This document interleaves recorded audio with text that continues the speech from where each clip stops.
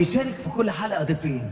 الأول النجم اللي عليه العين، والتاني ده بقى تبعنا هيكون واحد من 5 بلوجرز جامدين، ملك وبازوكا وكنزي وسلطان وحودة التنين.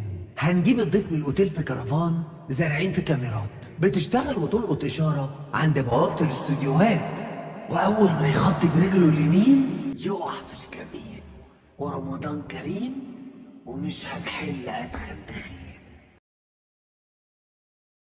الحلقة الثالثة من رامز جبل الوحش قربت، والكل مستني مين هيقع في فخ المقلب الكبير. سيب كل حاجة حواليك وركز معايا كويس، لأن الضحية هتبقى صادمة جدا بالنسبة لكتير من الناس. تعال أقول لك، متوقع يكون في 3 ضحايا، ضحية منيهم هيتعمل فيها مقلب في الحلقة الثالثة من رامز ليفل الوحش. تعال أقول لك ركز وتابع الفيديو للنهاية أول بأول، لأن الضحية الثالثة صادمة بالنسبة لكتير من الناس. أول ضحية معانا هي لاعب مشهور من لاعبي النادي الأهلي، أو حمو بيكا في الأغلب. يعني ممكن ما يطلعش لاعب من لاعبي النادي الأهلي، وممكن يطلع حمو بيكا. وأحب أقول لك إن لو حمو بيكا كان موجود هيقلب الجو تماما. وتعالى أقول لك إن الضحية التانية متوقعة معانا في الحلقة الثالثة من رامز ليفل الوحش هي مصطفى غريب، نجم الكوميديا اللي لو ظهر الملعب هيكون مليان مواقف مضحكة وصدمة لكل جمهور رامز. تعال أقول لك وبصراحة المعادلة واضحة جدا، الضحية الثالثة معانا هي الضحية اللي الكاميرا مسكتها في أول التسريبات. الموضوع ده هيكون صدمة لكل جمهور رامز. الشامي متوقع يكون ضحية الحلقة دي، ولو فعلا رامز جاب معاه الشامي في الحلقة دي